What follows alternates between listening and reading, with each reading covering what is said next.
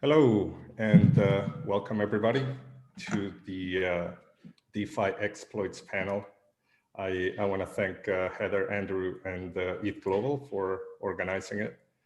I'm joined with by 5 of the greatest minds in the ecosystem. Let me introduce myself first real quick. My name is Mariano Conti. I used to be head of smart contracts at the Maker Foundation.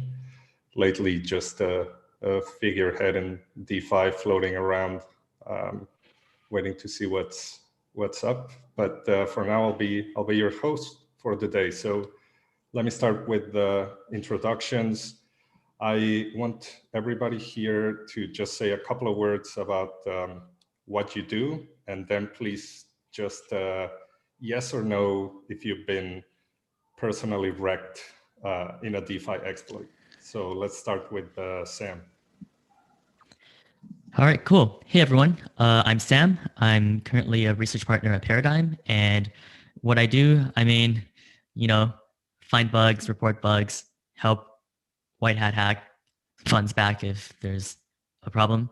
And personally involved in getting wrecked, not yet, but that never say never. Thank you. Maurelian, do you want to go next? Sure. I recently joined Optimism, layer 2 scaling solution as lead security engineer. Prior to that, I was one of the original auditors at Consensus Diligence, and I still keep in close touch with them as an informal advisor. I haven't been wrecked on DeFi, I don't think, but I've definitely lost crypto in other strange and exciting ways. We can get to that later. Emiliano? Hi everyone, it's a pleasure to be here. And I'm Emiliano Bonassi, and I do DeFi mostly in my spare time. I'm a builder. I participate in several staffs and the integration hackathons. I used to work in DeFi for some project, but now is not my main duty. I mean, during the day, mostly during the night. And as Sam said, I participate to helping sometimes to investigate what's going on security breaches. And to be honest, I never get wrecked for an exploit, but I get wrecked with some liquidation, let's say. So playing it fast and loose with your vaults or loans. With you, Mariano. Okay, Tincho. Hey everyone, I'm Tincho. I've been for more than 2 years already a security researcher at Zeppelin. While doing research, I'm mostly doing audits as well. So long been exposed to DeFi and the ecosystem. No, and so far I haven't been wrecked. Fingers crossed. I don't know. Lucky you. Well, let me just say, it's as a fellow Argentinian, it's so encouraging to see a company like Zeppelin, be founded in Argentina, and with so many of my countrymen and women being setting an example in this ecosystem. So cheers. And finally, Doggy B. Hey everyone. So I've been in the space for a couple of years now, usually as an independent consultant, work on various projects, including Yearn now. I'm the maintainer of the Viper compiler and several other Python-based projects, and help admin the security space. And so far, I've been, I guess, paranoid enough not to have been affected by any issues, and hopefully that remains the case in upcoming in 2021. Excellent. Well, those were the intros, so let's get right to it. 2020 was an incredible year for DeFi, right? We started with much less than $1 billion in total value locked. And as of today, it's what, like $21 billion. And as always, as these numbers increase and the popularity of protocols increase, so does the risk of some of them being hacked or exploited. And I wanted to start with seeing if you make this distinction. So Julian Bouteloup actually calls some of them hacks and some of them like clever or beautiful arbs. I wonder if you agree or disagree with that. Like, for example, Pickle, the evil jars, that might have been a hack. And then something like Harvest, he would classify as an arb. Do you agree with this? Do you disagree?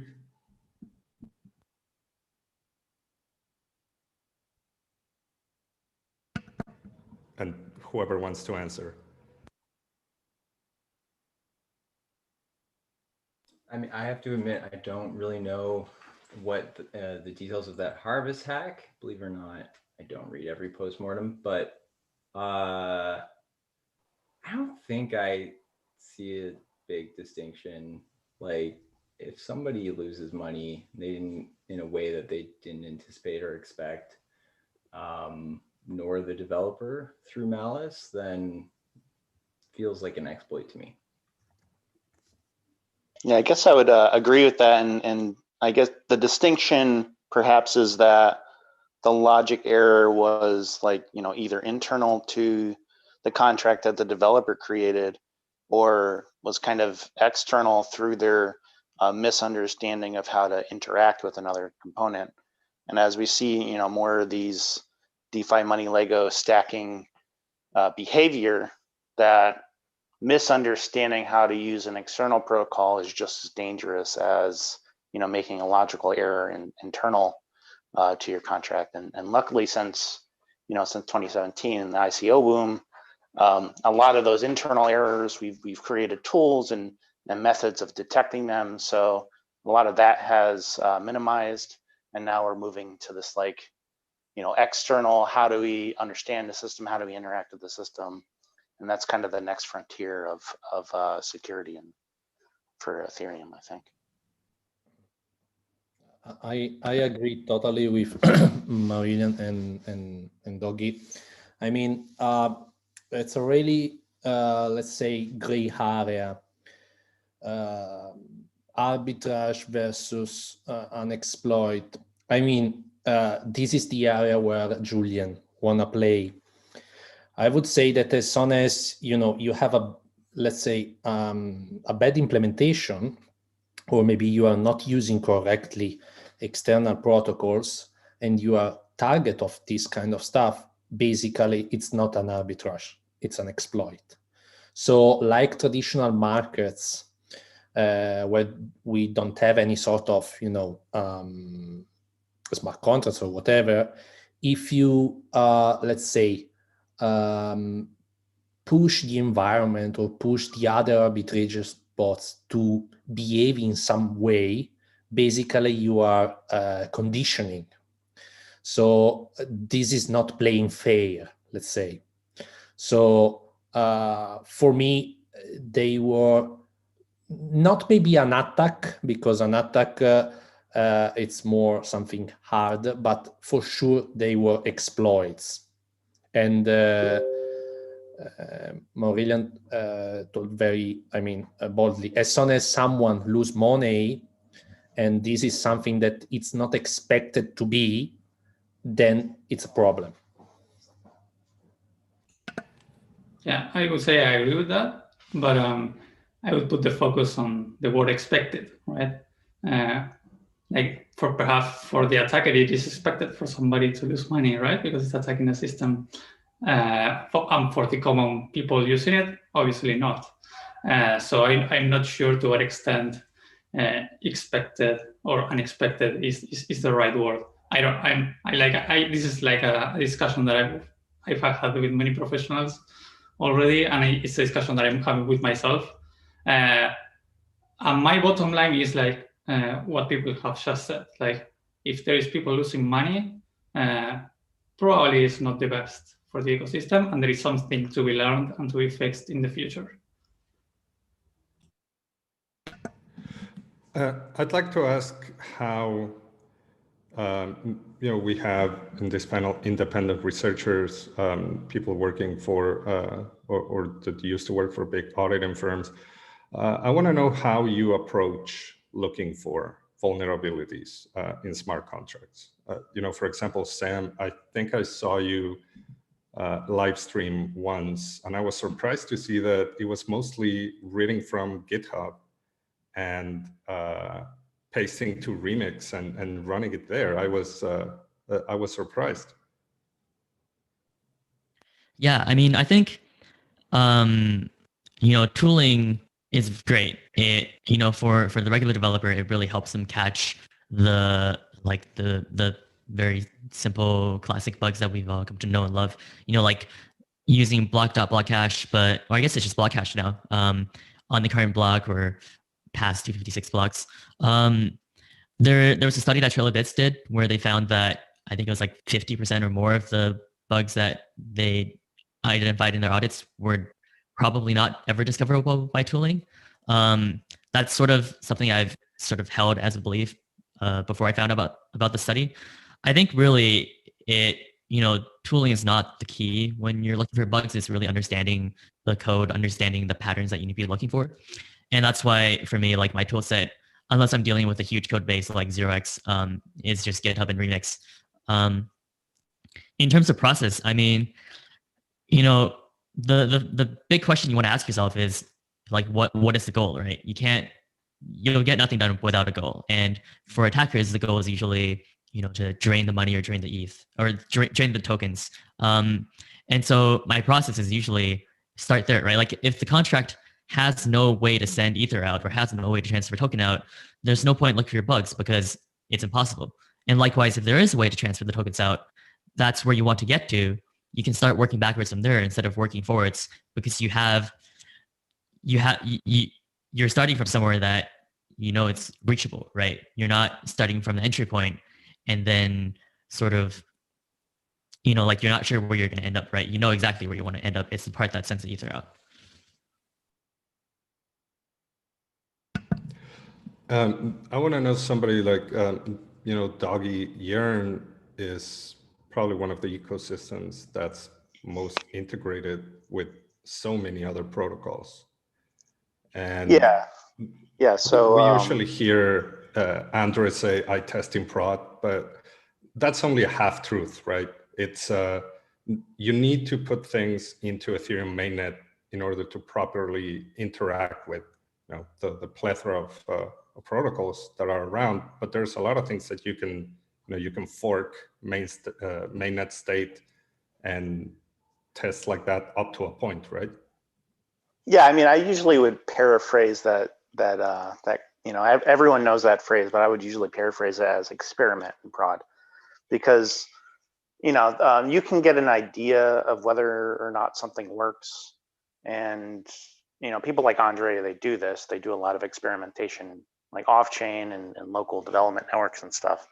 But at a certain point, you kind of only really get a feel for how something works by actually trying it.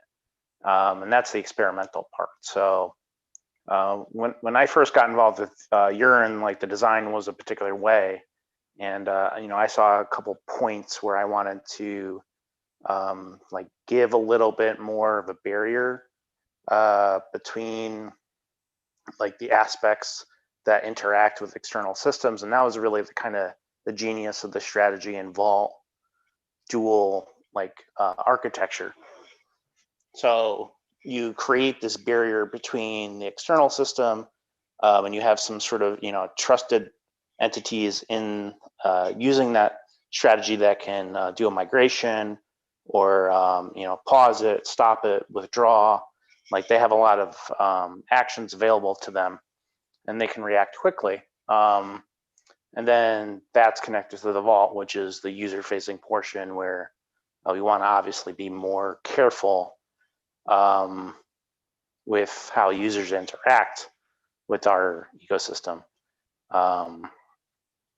And that's also a point where like because it's externally available to anyone, then that can be used in an exploit for like some sort of recursive behavior. And I think we've seen this in the past with like how we interacted with Curve, and then how Curve interacted with another system. You can create a loop that a hacker could exploit in order to gain money, because of depositing affects the price, and then the price affects the Curve price, and then back to the other ecosystem, and then it kind of all loops over again. Sorry, I kind of went a little off topic there, but no, that's okay. That ended up being a pretty common exploit during the summer, right?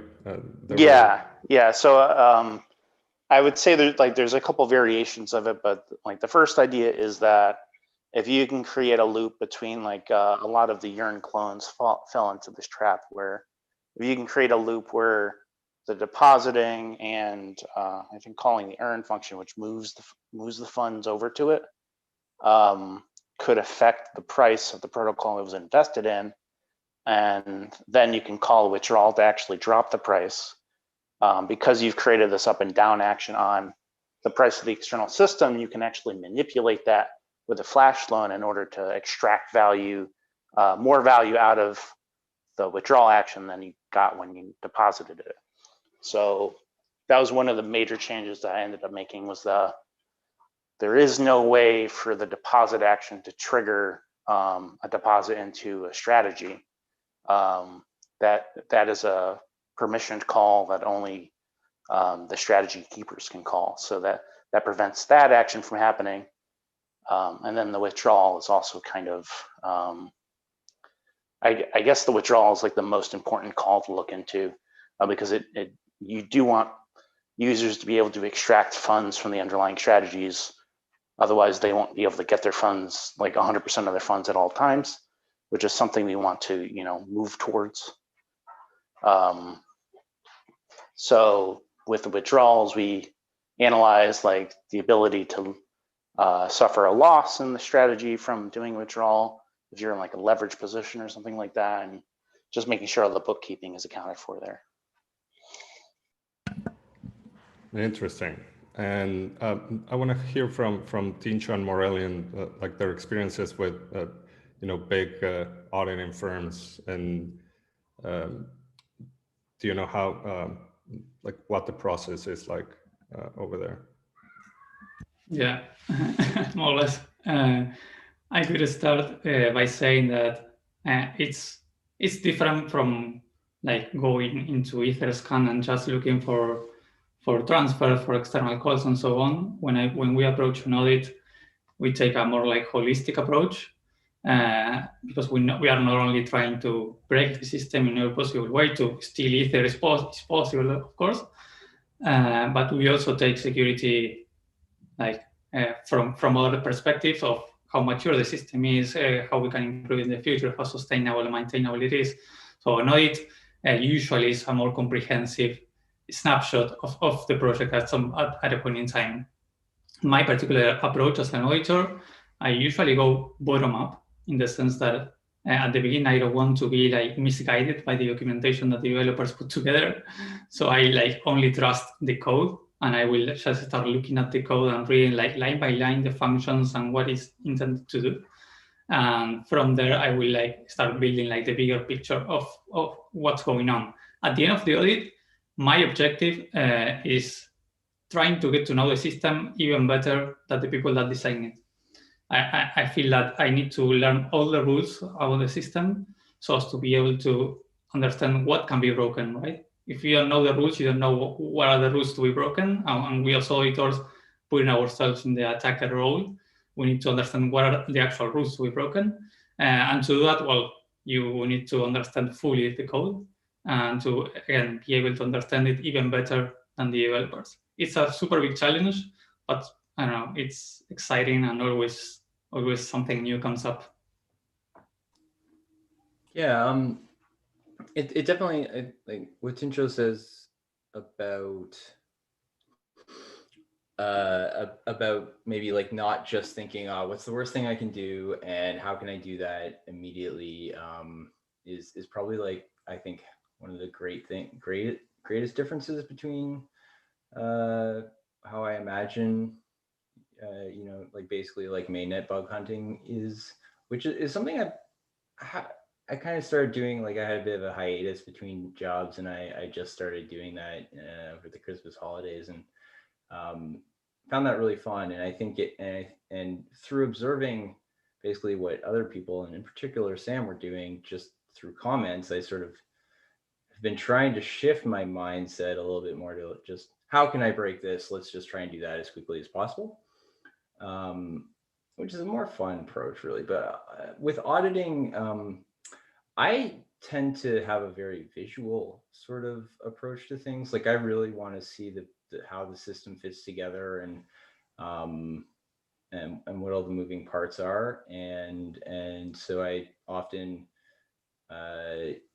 there's a tool that Diligence uses. It's open source, called Surya, and then there's like a VS Code extension that uses it, which makes it really easy to build call graphs and that sort of thing, and just see how the various code paths. So I lean pretty heavily on that. I sometimes use tools just to kind of like prompt me. So if I don't know where to start in the code, I'll run like a scanner like MythX or Slither, just to sort of, you know, it'll probably land on the most complex area of the code if I look for an interesting warning. So that gives me a prompt kind of to go after. And then also like what I'd call threat modeling. So thinking about, like Tincho mentioned, actors and permissions and roles. So really trying to break it down into who are the different players here. What should they not be able to do? And we still see a lot of access control bugs where just there's a missing modifier somewhere, and that opens doors for bad things to happen a lot. And Emiliano, I remember you found, for example, the curve voter proxy vulnerability for Yearn, and then I became obsessed every time there was an exploit. Your Twitter, it gave detailed explanations of how these exploits worked, and they were great learning experience. And you've been in plenty of war rooms, actually. I'd like to know, what it's like, and you've probably been in war rooms with some of the people in this panel. Can you tell us, whatever you can reveal about, how that works? Sometimes probably before an exploit is, it's sometimes after somebody has already exploited a protocol, but oftentimes maybe before, and how to fix. Can you give us some idea? Yeah, it's an interesting question, because if you look behind the scenes, it's you can understand more how is natural the approach that we use. Generally, everything starts with a message on Telegram from someone with "Are you up?" It can be you, for instance, me, that contact maybe Sam or Artem, or maybe directly, for instance, for Curve Finance recently for the problem with Idol, and with Synthetics recently for the short collateral issue. But there is a distinct branch between if you catch before the issue or after.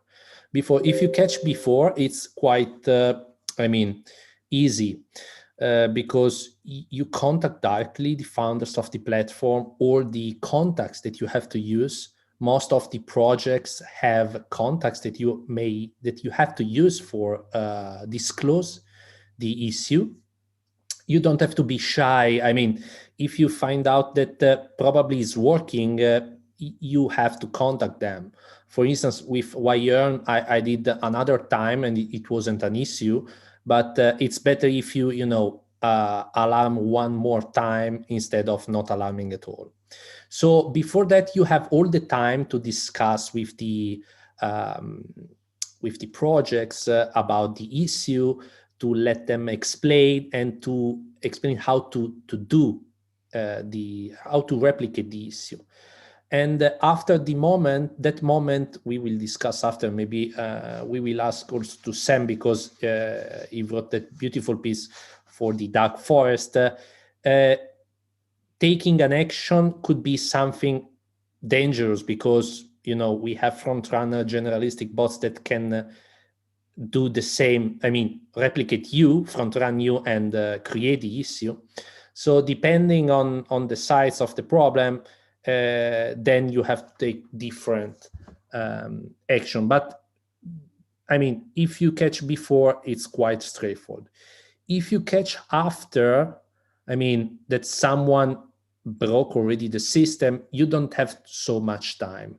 So I found out that especially new protocols are not used to security processes that we have in, you know, traditional computing companies, or in general in traditional companies. So setting up a room, basically a war room, where you have all the stakeholders of the protocol and all the analysts or people that help you to understand what's going on and which could be the first action to do, it's essential. It's essential for taking an action and at the same time to organize the communication. So these are two elements critical for the platform, because if the users start to be, you know, scared, becomes harder I mean, adds a lot of noise. So basically, when you start a war room, what you do is what I did on Twitter, basically. So you try to analyze what's the exploit is. So you try to replicate. You have several tools. You have command line tools, or that beautiful website ETHGlobal.info that help you to graphically see what's going on. And if you are able, I mean, to understand where is the point, the first action is, okay, how we stop the protocol, how we put the funds safe. And depending on the case, this could be, okay, setting up the limit to 0 for instance, Yearn for a specific strategy, or maybe upgrading the contract with a dummy one that doesn't allow deposit or withdrawals. For instance, with the recent hacks to Yearn.finance, or maybe do the exploit yourself to size the fund because you don't have any sort of other action.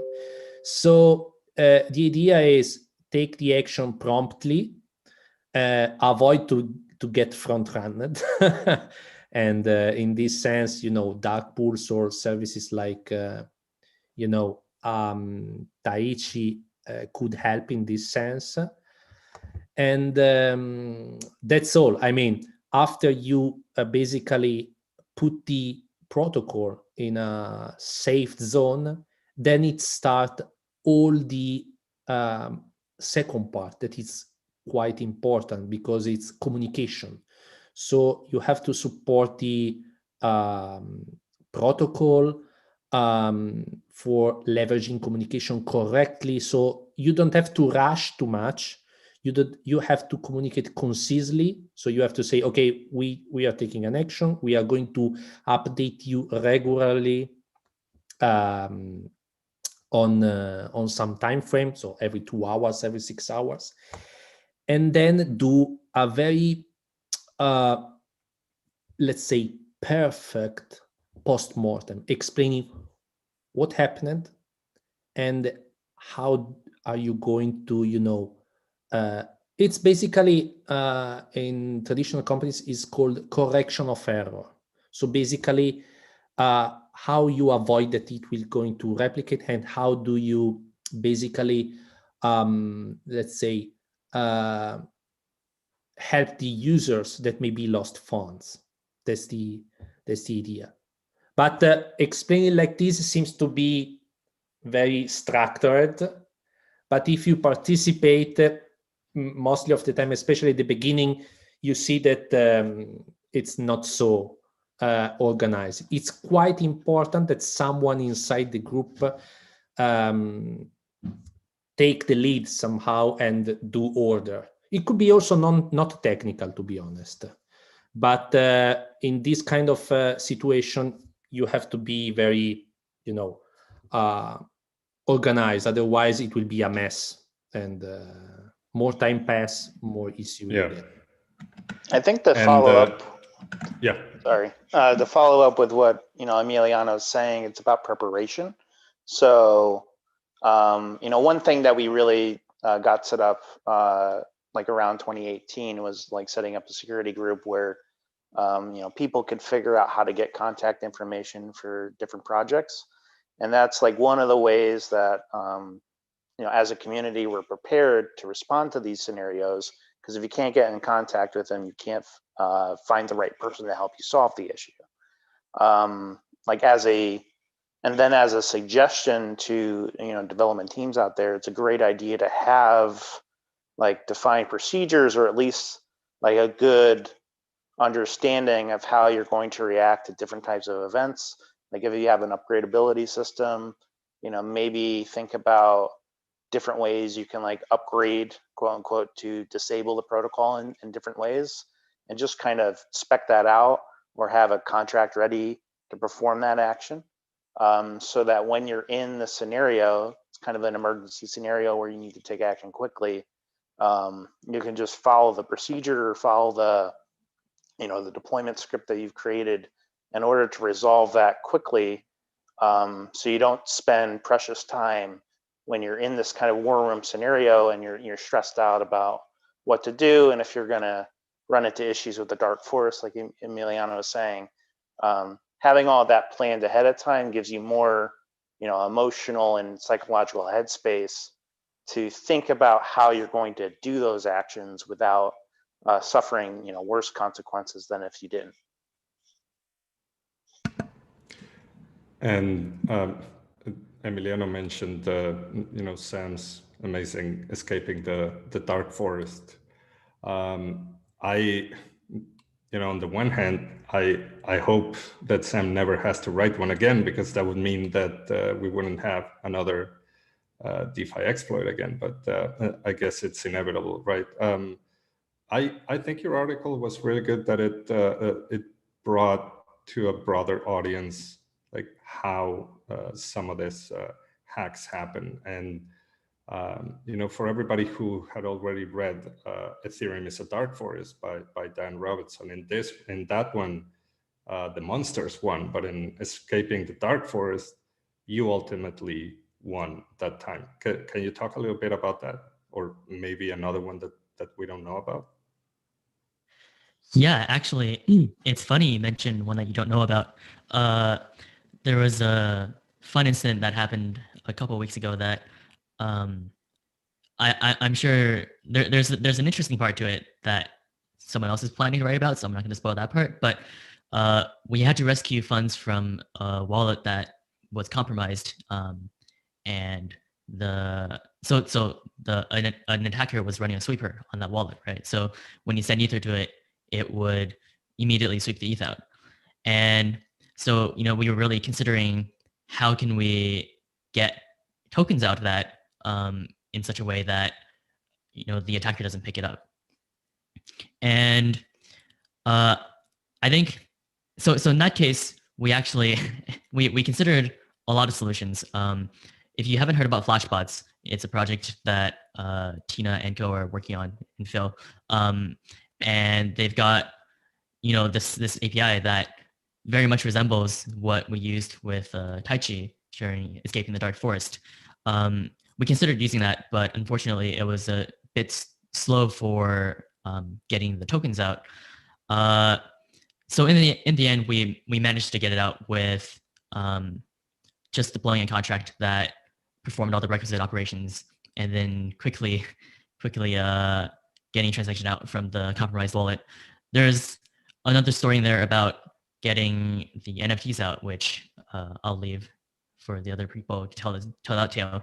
I think, yeah, it's definitely fascinating, what's happening inside the mempool in Ethereum. there's really not a lot of visibility for everyone. You have Block Native who are doing, like a really good job with their mempool service, but I think we're still really in like the early phases of observability where we have this giant pipeline of raw data and we're not really sure what to do with it. And hopefully as time goes on, we'll start working on better tooling, we'll start working on better processes, and eventually we'll be able to process all that data into something that's actionable and something that gives us actual signals into what's happening rather than this giant fire hose of noise. Yeah, and it's great that that you mentioned Block Native. Disclosure, I'm an advisor to the project. I love them, and they they try to shine a light on the dark forest. So any recommendations, like please, they're always open to improving their product. I want to ask Maurelian something. I saw a tweet that you, when you joined Optimism, your first order of business was designing a bounty program. And you were asking white hats and projects for input. And I want to see what you learned about that, because it's weird, right? Maybe, a white hat can give you, what, $50,000 from a project that has 500 million in value locked. So can you talk a little bit about that?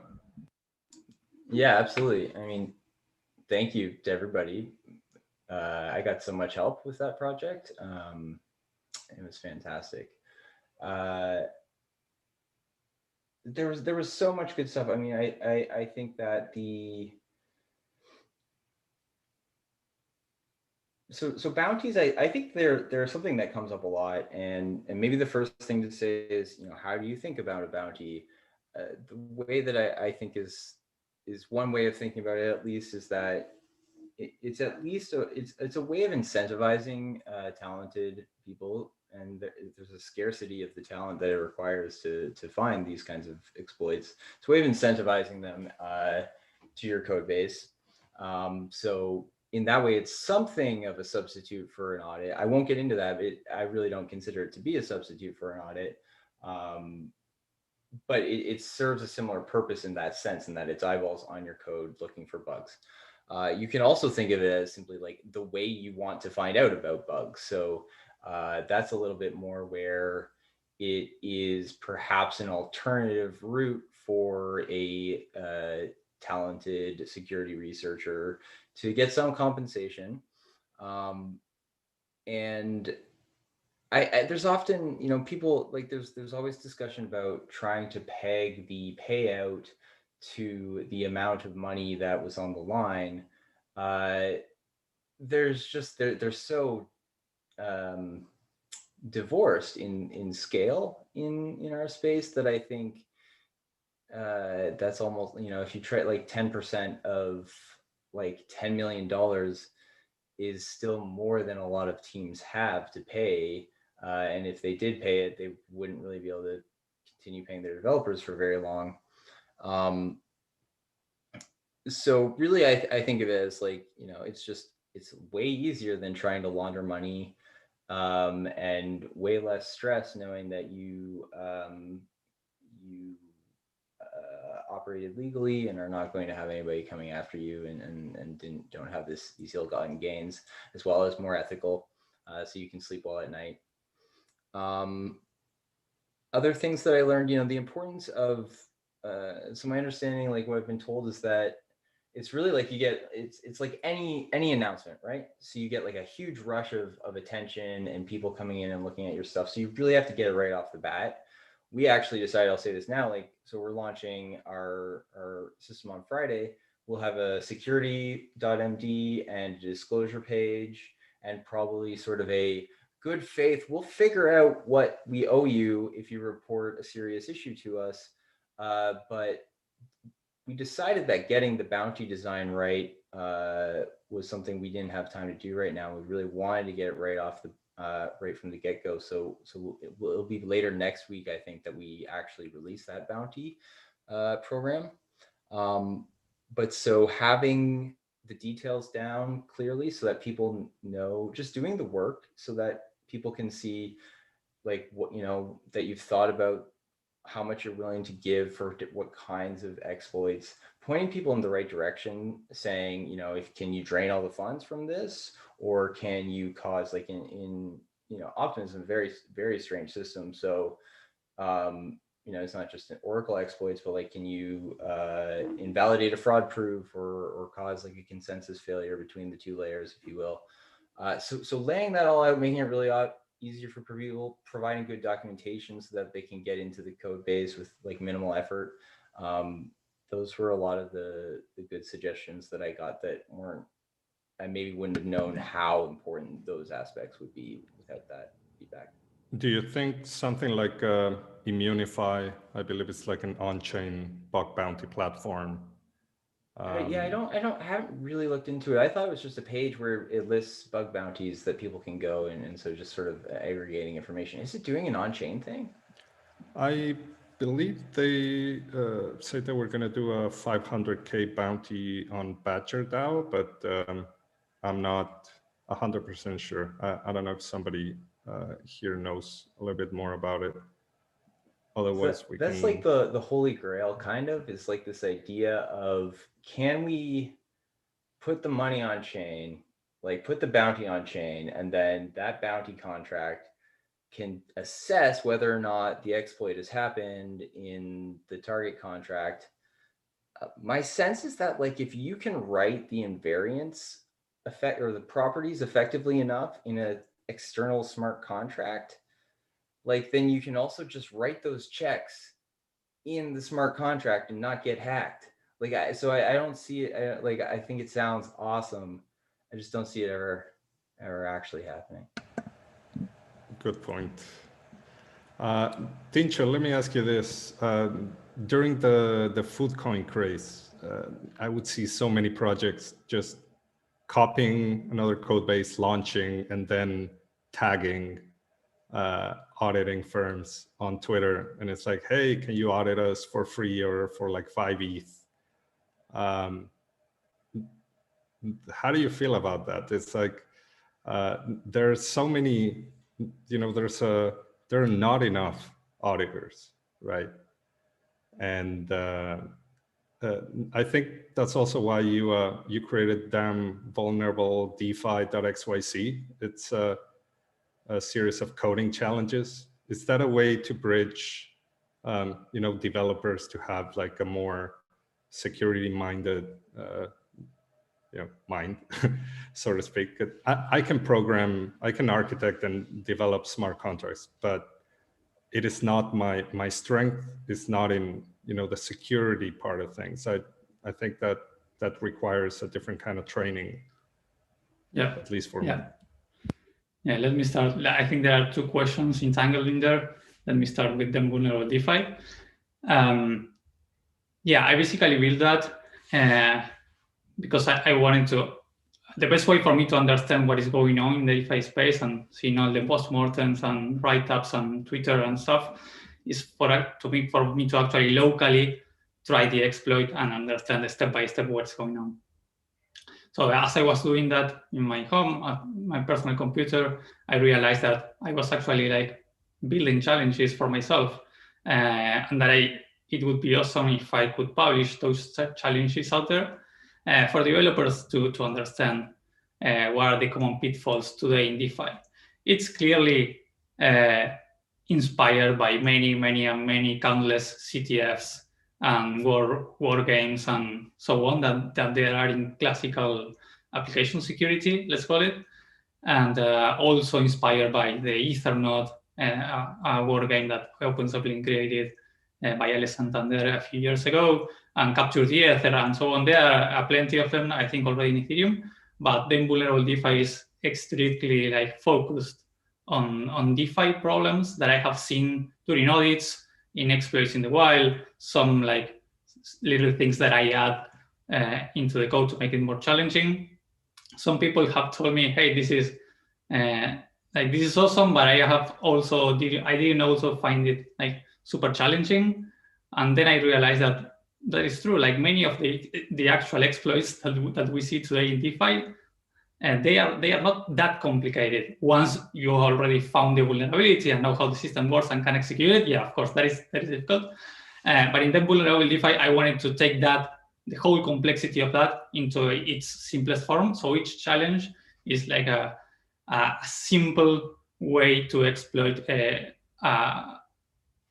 system related to DeFi. For instance, there is a challenge where you need to take a flash loan, take a snapshot, and then hack a governance system. And you can do that, and it's there. And it's a way to teach or to educate the community in those regards. So it was like a super learning process for me, and hopefully it is also valuable for the community.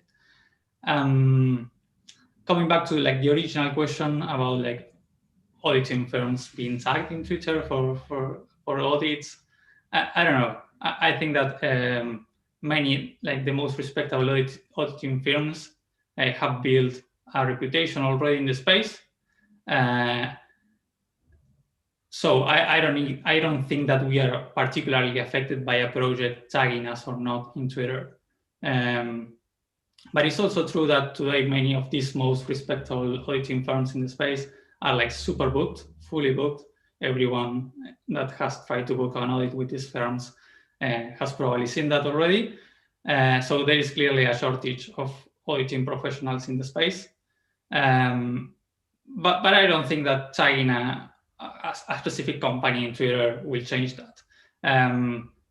I think that there are other ways, like perhaps putting grants out there if a project needs to be audited and needs to raise money from the community and something in those lines. I think there might be other ways to fund audits for a project where the community can contribute to a project by funding an audit and then using that money to pay for an audit in these auditing firms. That might be a way, but I don't see, like, again, tagging somebody in Twitter won't change. It won't change much. Just to jump in here, while we're on the topic of like challenges, I think it's definitely a true point that like right now there's not a lot of opportunities for people to sort of get hands-on without actually exploiting a protocol, and exploiting a protocol at least should be fairly difficult, so it's not very suitable for beginners. We do have things like Open Zeppelin has Ethernauts as well, which I was a big fan of. Smarks made Capture the Ether, and there's been a smattering of challenges, competitions held over the years. But I mainly wanted to jump in just to like quickly show. I'm helping write challenges for Paradigm CTF, which you should totally sign up for if you're interested in trying some. Both some very simple, like, do you understand this concept? Can you execute? And then also some very, very difficult challenges written by yours truly that, I don't know, you might find a bit challenging. So if that sounds like your thing, you should definitely sign up for that. Anyways, that's the quick shill right there. That sounds incredible. I hope that that this helps, because that was one of my questions. Like, what can I think Tincho sent me this one. What can auditors, security researchers, and ethical hackers like? How can they help improve the ecosystem? And I think building this sort of tools and challenges out of your experience with working on this is a great step. But what about training the next generation of auditors and security researchers? Doggy, I remember reading about Yearn Academy. Yeah, so I mean, I'm kind of loosely familiar with it. It's I forgot his name. I don't even know if it's a he or her. Whatever their name is we've done a partnership with Gitcoin. So Gitcoin has this kernel program, and one of the tracks is a security track. So that's people who are interested in like getting more involved with like Ethereum, DeFi security topics. So the point of the kernel program is to kind of funnel people down this path of like, yes, I'm interested in it. Yes, I'm good at it. Yes, I want to get deeper inside of it as a part of the kernel track, they're going to be working with us and kind of being trained in our process, our like internal review process that we're using for auditing strategies. To kind of expand on that, as Tincho was just saying, the timeline for auditing is like just super out of the water right now. Like no one can really book anything. There's been a few, like we have an auditor that we use that has like this monthly kind of rolling basis that you can get a little bit of auditing time out of them on a monthly basis. And that's something we have as well. But for us, because we're releasing so many contracts, namely strategies that interact with external systems in certain ways, we have this internal review process. So as a part of the kernel program, we're going to be involving those people in really like that peer review process, which is I would say one of the more important parts of the security process, I guess, of developing smart contracts. So just getting different eyes and different viewpoints. Cool. Let me change topics a little bit and talk about flash loans, because they always come up during exploits. Personally, I think flash loans are great. They allow so many good tools. Debt swaps between protocols. They even the playing field for everybody. I cannot think of any exploit, or correct me if I'm wrong, that was done with a flash loan that couldn't have been done with just a whale with enough capital. But actually, Fiona Kobayashi sent a couple of questions that I want to read out. So I don't know if you know, there's a maker improvement proposal to allow flash minting DAI. I don't think it's infinite flash mint. It's probably up to the debt ceiling. And there is also a wrapped ether, a WETH10 version that it does allow infinite wrapped ether minting. How do you think about this kind of thing? Do you incorporate this into your security-based thinking? I think it was James Prestwich who said that every token should allow infinite flash mint, because why not? Yeah, so I think definitely the first thing to keep in mind about flash loans is, as many people have already mentioned, the problem isn't the flash loans, it's the fact that the system doesn't handle large volumes.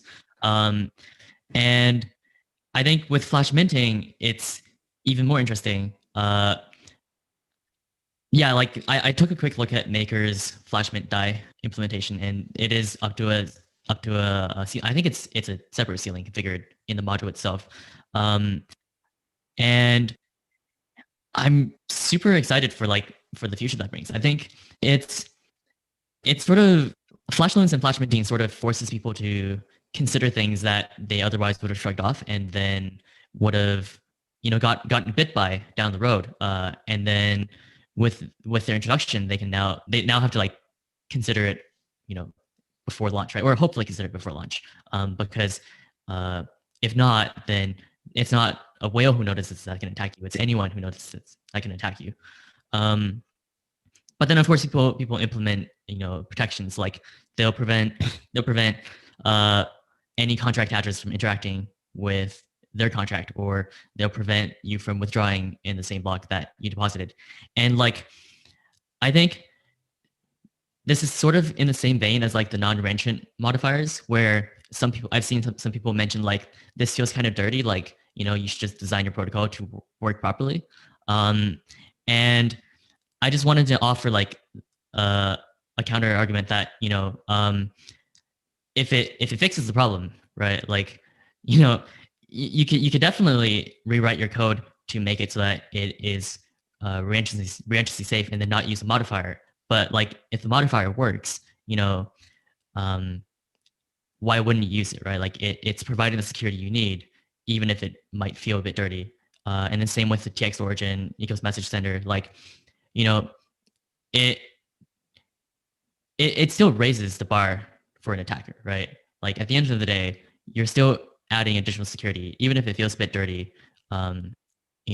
Like go for it, I think. Yeah, I think the words for that would be like defensive programming. So you're just kind of adding layers to your design where like you're not sure, like it'll solve an issue like reentrancy, like a reentrancy guard. You know that solves a potential issue, and that's just guarding against a scenario like I'm pretty sure this doesn't have a reentrancy bug, but in case I'm wrong, I have this additional layer that actually is a blanket protection. So you're kind of you're building a defense against an attack by adding extra layers and just making a potential issue harder to get at. Not to say it won't be hacked. So like Pickle's a great example of this. The Pickle hack was like kind of ridiculous, where it involved like 8 different cascading failures that were kind of mixed together. It just makes the barrier to entry to get to that point much higher. Yeah, I would agree with that in the sense that defensive programming sounds the way to go. The only concern that I have seen many times against that is that the additional checks that you use will cost money. They will spend gas. And so people will try to minimize and simplify and make smart ways in Solidity to try to save gas. Just instead of like putting a reentrancy check, they will try to do something fancy, or just imagine that there is no reentrancy whatsoever, or just hope for the best. So there is a trade-off between being so defensive and adding layers, which I totally agree with, and I always recommend for developers to do that. But the counter argument will be that the more checks that you have, the more expensive it will be for the users to use those contracts. Perhaps layer 2 will save us all. I don't know. I think for developers, I think a nice approach is to, as you're going, just pepper those extra, sometimes feels like overkill protections all over the place. Like don't write code thinking, oh, do I need safe math here? Or can I get away with normal math? Just like put the safe math everywhere. And then if there's like a code path that runs frequently, like if it's your swap function or something, go there. And like, if you got to rip out safe math, I don't even think it's that expensive, but like if you want to take out the reentrant modifier because it's expensive, then like think about your swap function specifically, and then like all the other functions that run once in a while and are not so sensitive to cost, you can like just leave it on and don't think about whether or not you need the reentrant modifier. Yeah, go ahead. I would like to, optimization for me was always a problem. I mean that every time you think about optimization, maybe you write something dirty that is not safe. I would say that you should consider in your design not only security aspects related to flash norm, for instance, but I saw, especially in an implementation about a protocol right now, that you should design the system in a way that also you don't get attacked by bots or front runners. So if you split in 2 steps, maybe some operations that could be sensible to this kind of attacks, this is something that helps a lot the users. I mean, for instance, the recent Hegic redeem process was quite attackable by arbitrageurs. So basically, users weren't able to redeem because every time there were a bot that was going basically front-running them. So I think that security should be a pillar of your design, and it comes before the operational excellence that you may have for running your smart contracts or your systems. And this is a value that that not many teams have in mind. They just look for, okay, I'm cheaper than the other one. Yes, you are cheaper, but you basically are not safe. So I think that you should consider more the security all over, and let's say leave the UX aspects after, because as soon as you have great fundamentals, great, a good protocol, then all the other, optimization comes, more naturally, maybe because you write a good code. That's my take about this. Yeah, I guess I would, the words for this is premature optimization. So you don't want to optimize too much out of the gate until like you're finally settled on a design, and you can kind of take that brush of like going deep and figuring out, well, I could save a couple S-load gas here if I do this or if I do that. You don't want to do that too early, because then it muddles the design process, and it's difficult to modify optimized code without breaking stuff that could cause bigger issues. And really at the end of the day, paying a few extra gas is less expensive than losing all the money. So, don't prematurely optimize until you feel very confident that you're not going to really change the design anymore, and you have the time to devote to a deeper analysis. Even with S-load getting a 3x next month? Yeah, I mean, it could be 10,000 gas to do an S-load, and it's still cheaper than losing $1 million. You're right. Well, speaking of losing money, I asked you at the beginning if you had been wrecked by any DeFi protocols, and you said no. Do you personally, and this is for all of you, do you read the source code for every protocol that you interact with? I remember in 2018, just a single collateral DAI came out. I kind of said to myself, I'm not going to interact with anything that I don't understand. And that lasted all of a couple of months, maybe. It's like, it's impossible for everybody to read everything and understand every project, right? And we say, don't put in more money that you can afford to lose. But then we have 20 billion TVL, and you guys are experts in the field. I can write Solidity, but how many people, they just take everything on faith? It's like, okay, if many people use it, then it's probably safe. What are your thoughts here? I guess I would say that like faith is kind of an integral part of the process, because you're not going to, even as a developer, you can do the review, or like a security-minded individual, you can do the review and you can look through it, but like that, you're just one person, and you only have a certain level of expertise that you can dive so deep in before you go aping around these new contracts. So it's important to due diligence, I guess, but at the same time, like the only real predictor of security is time. So you just gotta start slowly, grow confidence, understand the different risks as you move along, and try not to go quickly, because when you move quickly, that's when issues really happen.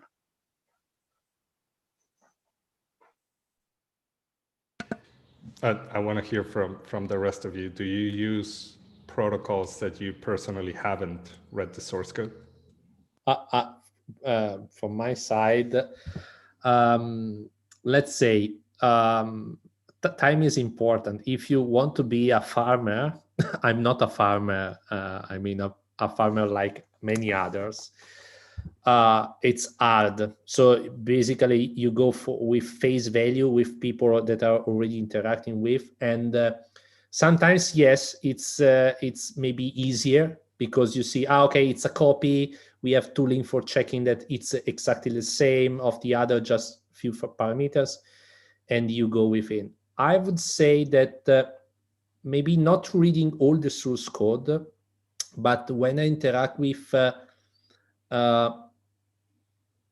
let's say, important amount of money for me, I do a lot of research on the protocol that I'm interacting with.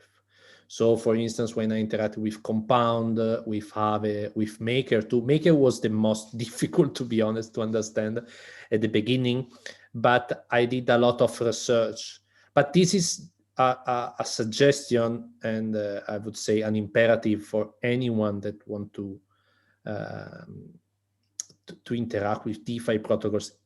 You said that, yes, we know Solidity, we know we are programmers, but in general, you don't have to be too much technical to, intercept good signals that a protocol could be safe. So it's a responsibility of the protocol itself to communicate.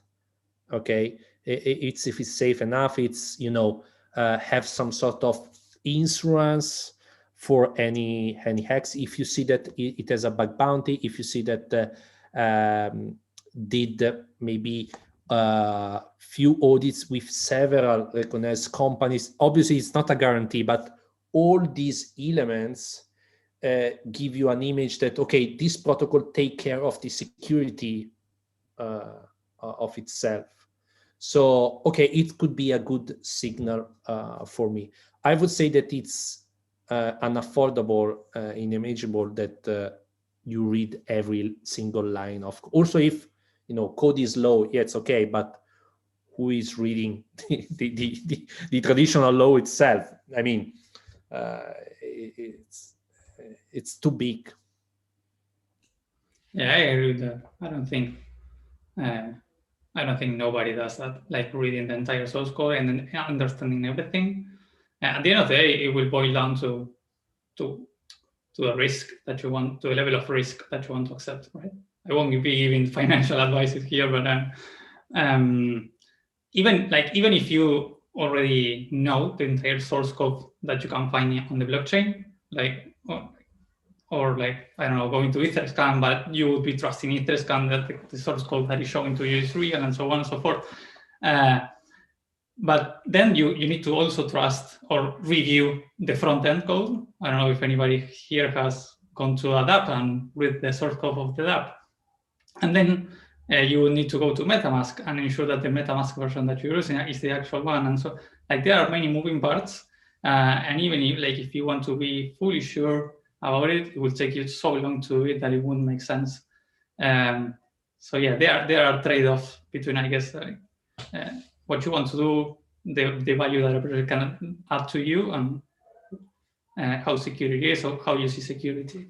But I agree that there are many elements that are out in the wild that can tell you, can give you hints about how secure the system is.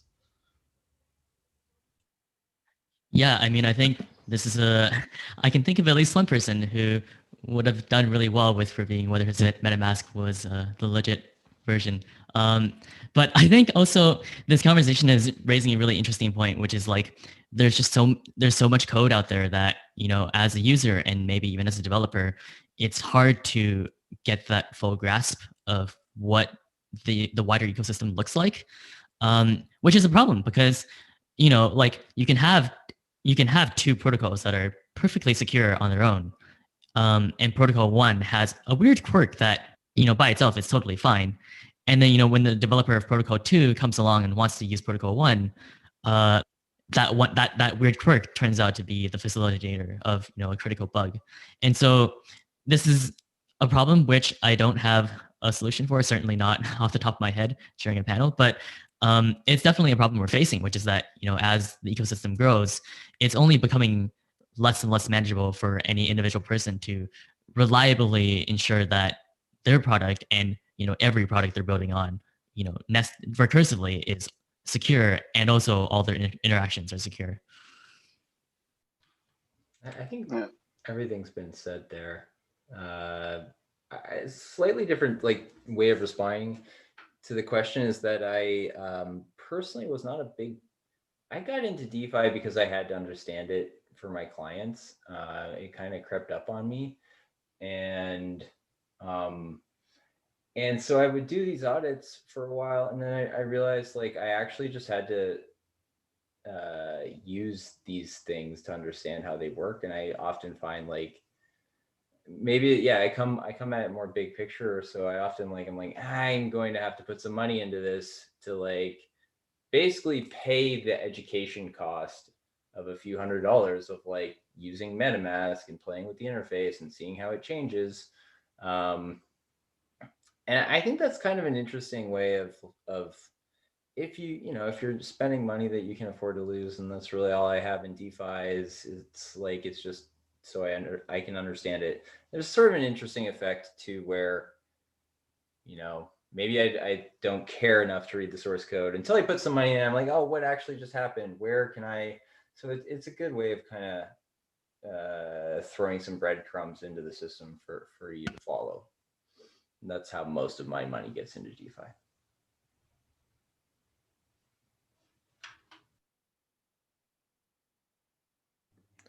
Mariano, you are mute. Oh, yeah, here we are. Sorry. So basically, Maurelian is paying the ape tax, right? That's what you said. All of us. Basically, yeah. I mean, you got to use it. Okay, I have one final quick question for all of you before we go to some questions from the audience.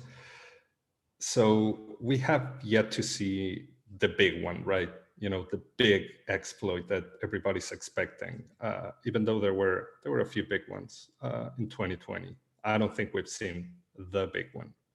Really quickly, like worst case scenario, what do you imagine that would be like?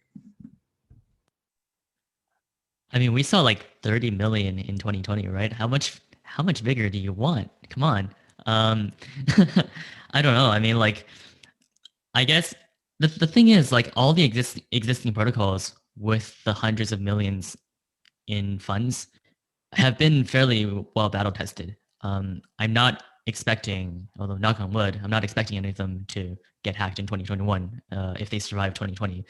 That being said, nowadays you can deploy a new project and in 24 hours you'll have a couple million TVL. So I don't know, like maybe we will see the first 100 million, triple nine digit hack in 2021.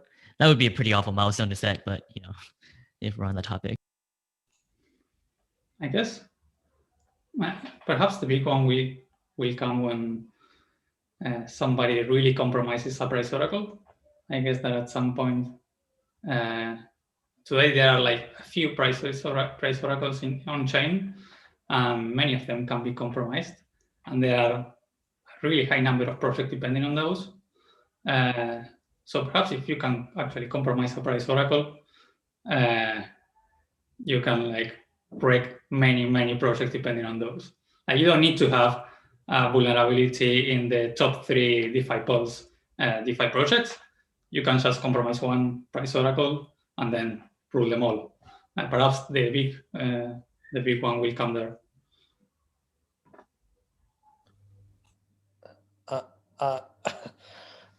I don't want to do names to don't generate any sort of food. But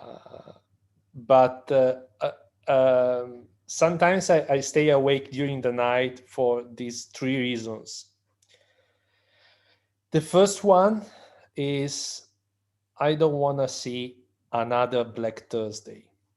So I'm a lot scared about what could happen if the network get clogged as that day. So many protocols are using oracles, but in general it's not related to oracles. It's related to all the effects that should be triggered. We have example in traditional finance. I remember in the 70s, I think, that basically there was an exponential explosion of all the action that should be done, the machines weren't able to stay on the pace. So everything collapsed, basically. It's also true that everything is not moving, nothing can collapse. But I'm pretty scared about what could be a high volume of transaction on Ethereum, how the protocol could resist to this stuff. I saw, for instance, many protocols that was delaying, for instance, Oracle updates because it was too costly, or suspended operations. So this is the first. I'm not saying in any particular order, to be honest. The second things is that we do a lot of things on chain, but we rely a lot on many things that are pretty much centralized off chain. Not only oracles that could be decentralized as much as you want, trustworthy, game theory, put whatever you want. I'm not saying about oracles, but I'm saying more about pegged assets, could be stable coins or not. We saw that many protocols, I'm not doing any sort of names, DeFi relies of a lot of liquidity expressed in that form. They were pretty reliable. I don't have any sort of indication, and for sure I'm not an authority to say where could be the problem. I'm just stating that there are, big names, big players that we rely on. So the positive aspect of this is that I hope that in 2021 we are going to see more options. Okay, so in this way we basically distribute the risk. The third fact is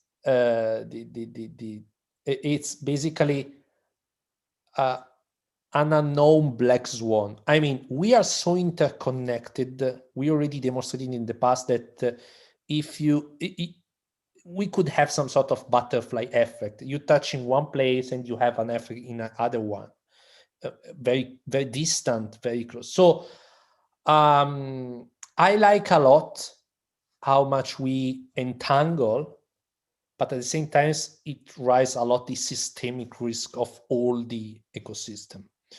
So the unknown issue is something that it's scary. But I'm talking just on the bad things that keep me awake during the night. I have one certainty, that basically DeFi is anti-fragile, and we demonstrated a lot with people, protocols, and whatever. So I'm pretty sure that also if a very big event will happen, obviously atomic bomb is not considered valid, but we will be able to go ahead and learn from the past. This is something that in technology or in another sector could be present, but it's not so, from my experience, so strong as I'm seeing in DeFi or basically in this industry. Sorry to take so long and expressing my worries. No, it's perfect. Anybody else, or do you want to I'll go move quickly. to a couple of questions? I have ideas for how. So yeah, one would be a bug in like a widely adopted ERC standard that is just like once it's out, not everybody can fix it all at the same time. How do you even disclose that properly? That would be kind of that'd be a really bad day. And the other thing would be, something in the compiler, like just some really horrible 0-day bug in the compiler that everybody's been using for the last 5 years. Those are the sort of like black swan sleeper things that I don't anticipate, but could be pretty massive. I would add to that, and so on Friday, Optimism is going to be doing their release, and as we all know, a couple of months ago they discovered kind of a 0-day in the EVM implementations that was inexplicably exploited. Not placing any blame or anything like that, but we could see as we explore, more of these layer 2 protocols that are up and coming, we could see more, unexpected behaviors that are exploited in the EVM like that, that causes network splits, that causes failures due to network splits. That'd be, one thing I'm watching for in 2021. I expect to see a lot more interesting behaviors due to layer 2 functionalities coming up online. Cool. I'm sorry I derailed the conversation to a dark place. Thank you for your answers. Let me have a couple of questions. We have 9 minutes left. This flew by so fast. So question 1 from chat: should forked mainnet testing be used more for preventing integration exploits? So this is something we've used a lot with Yearn, just because of due to the fact of how deeply integrated strategies can be with other systems. So you can't really do a normal integration test by replicating all the infrastructure that's on chain. So this is really a shortcut for demonstrating at least some of the common paths that could happen with integrating with an external system. It's a shortcut that basically says, well, given the current state, I'm going to fork from that state, and then I'm going to do a couple of my own actions.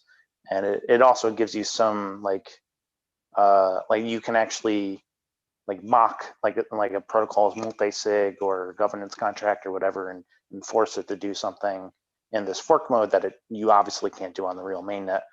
In order to replicate those scenarios, kind of the trade-off there is that yes, you can do whatever scenario, you can set up any scenario you want, but you obviously have to think about the scenario when you set it up for testing.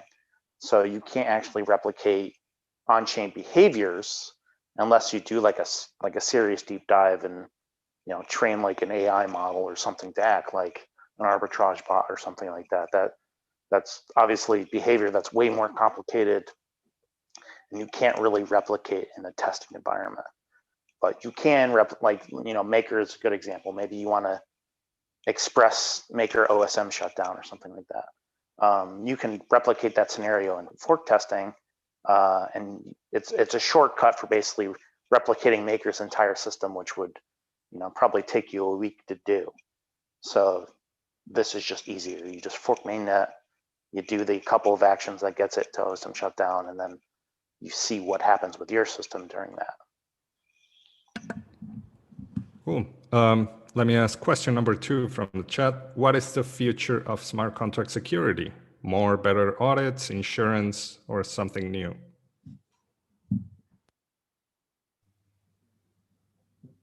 This could be a topic for another panel, to be honest. Yeah, that's... I would say as an external, I don't work for any sort of security firms.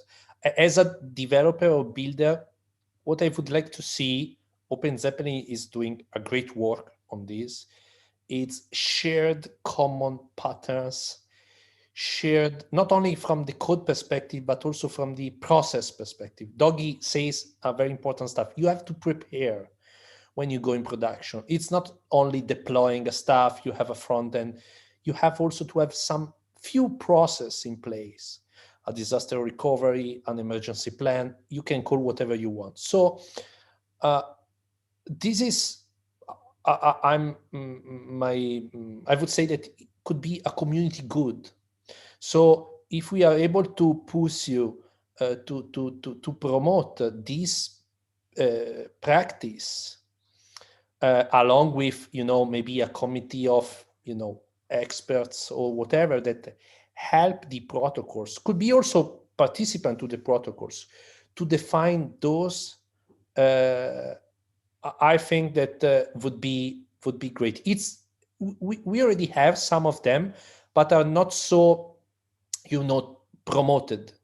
If you want to go, I mean, if I want to build a new protocol and I want to, let's say, see a list of every hacks that happened, where I go, I don't know.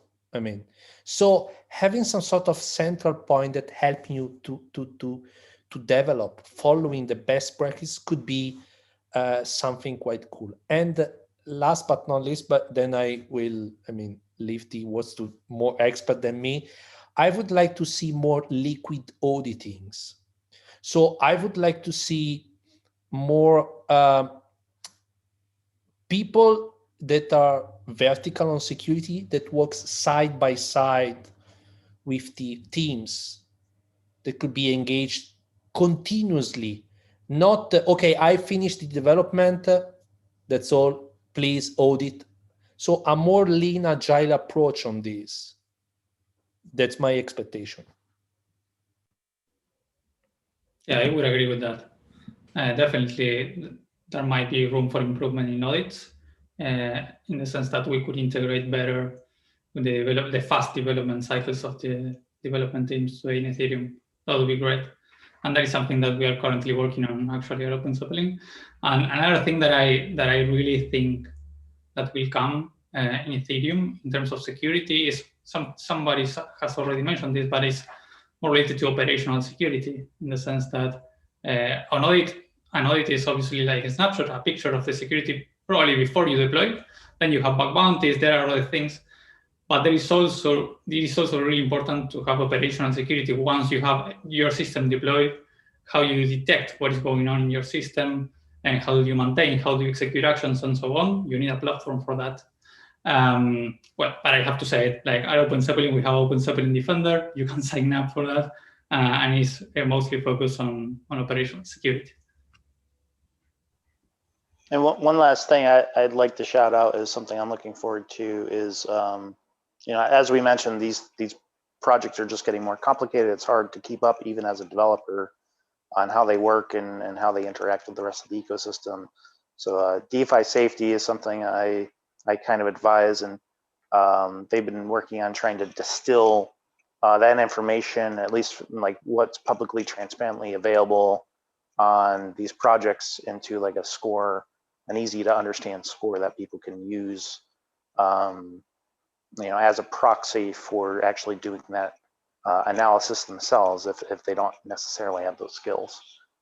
So developing that more in the ecosystem, like more signals that people can use to determine safety of different protocols. I think that's something where, as a community, we should explore more deeply, like, the human layer of security. Well, we have about a minute and a half left, and this all felt like parting words. So I think we're gonna leave it at that. If anybody has anything else to say to the community, please do so now. And thank you very much for coming to this panel. Like, leave us with some parting thoughts, words of encouragement. Don't get wrecked. No, obviously not. I would say do your own research. Don't get rash on trying everything, and experiment, because it's still an experimentation.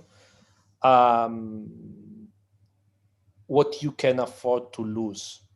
Okay, but this should not be a blocker, but just an acknowledgement of your limits, or on the limits of the system itself. So act responsibly. So don't be an ape, basically. and do responsible disclosures, please. Sam, any parting words? Yeah, I mean, I think totally agree with Emiliano and Tincho said. 2020 was pretty rough. We lost.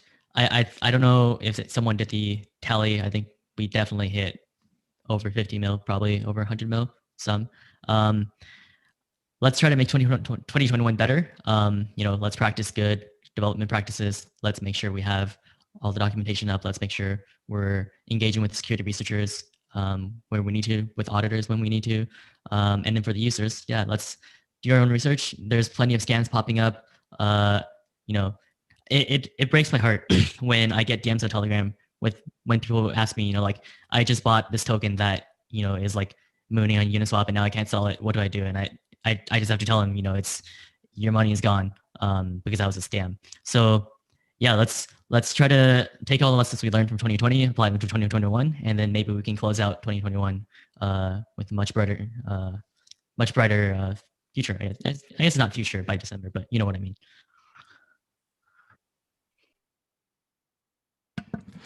Well, in that case, I really want to thank everyone. I want to end on a high note. So Sam, I hope you don't mind if I read the last couple of paragraphs from Escaping the Dark Forest.